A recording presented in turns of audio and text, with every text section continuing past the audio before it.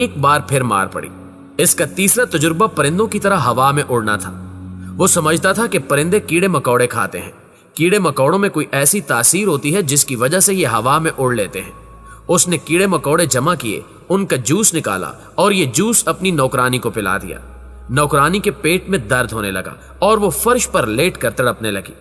نتیجہ اس بار بھی پٹائی کی شکل میں ہی نکلا، لیکن وہ باز نہ آیا۔ اس نے ناکامیوں کو اپنی طاقت بنا لیا اور وہ آنے والے دنوں میں اس طاقت کے ذریعے دنیا کا سب سے بڑا معجزہ بن گیا۔ اس نے دنیا کی شکل بدل دی۔ یہ ایڈیسن تھا، تھامس ایڈیسن، دنیا کا سب سے بڑا معجزہ۔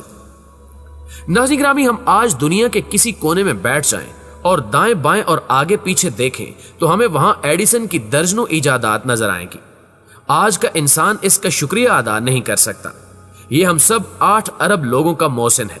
کاش پاکستان کا کوئی ماہر تعلیم ایڈیسن کی بایوگرافی ہمارے سلیبس میں شامل کر دے تو مجھے یقین ہے کہ ہمارے ملک میں کامیابی کی شرح بڑھ جائے گی۔ ہمارے بچے بچپن سے ہی سیکھ لیں گے۔ اگر کوئی انسان تبدیلی لانا چاہے تو یہ اکیلا پوری دنیا کو بدل سکتا ہے۔ ہمارے بچے یہ بھی سیکھ لیں گے کہ ناکامی نہیں ہوتی، یہ کامیابی کا پہلا زینہ ہوتی ہے، اور آپ اگر ناکام نہیں ہوتے تو آپ کبھی کامیاب نہیں ہو سکتے۔ ایڈیسن ایک حیران کن کردار تھا۔ استاد اسے کن ذہن اور شرارتی بچہ سمجھتے تھے، جبکہ اسے سلیبس میں کوئی دلچسپی نہیں تھی۔ اس کا ذہن کلاس فیلوز اور اساتذہ سے بہت آگے تھا۔ استاد اس کی حرکتوں اور سوالوں سے تنگ آ گئے اور انہوں نے اسے اسکول سے نکال دیا۔ لیکن ایڈیسن کی والدہ اسے سمجھتی تھی۔ اس نے اپنے بیٹے کو خود پڑھانا شروع کر دیا۔ وہ 15 سال کا ہوا تو اس نے ٹرین میں چھابڑی لگانا شروع کر دی۔ ٹرین میں اس وقت چھابڑی لگانے کی اجازت نہیں تھی، لیکن وہ روز ریلوے اسٹیشن جاتا اور ریلوے حکام سے چھابڑی کی اجازت مانگتا۔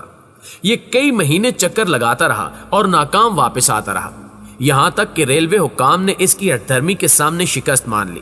وہ ریل میں چھابڑی فروش ہو گیا۔ ٹرین کا 4-4.5 گھنٹے کا سفر تھا۔ اس نے اس سفر کے دوران اپنا اخبار شروع کر دیا۔ وہ مختلف ریلوے اسٹیشن سے خبریں اکٹھی کرتا، وہ ہاتھ سے خبریں لکھتا، ان کی پلیٹس بناتا۔ اس نے ٹرین کے اندر ایک چھوٹا سا چھاپا خانہ بھی بنا لیا تھا۔ یہ اس چھاپا خانے پر اخبار چھاپتا اور ٹرین میں فروخت کر دیتا۔ یہ ایک انوکھا تجربہ تھا۔ ایڈیسن نے ریل کے خالی ڈبے میں اپنی تجربہ گاہ بھی بنا لی۔ وہ فالتو وقت اس میں تجربے کرتا رہتا تھا۔ ایک دن اس تجربہ گاہ میں دھماکہ ہوا اور ڈبے میں آگ لگ گئی۔ اس ناکامی کا نتیجہ بھی پٹائی کی شکل میں نکلا، لیکن وہ مایوس نہیں ہوا۔ وہ ریل کے سفر کے دوران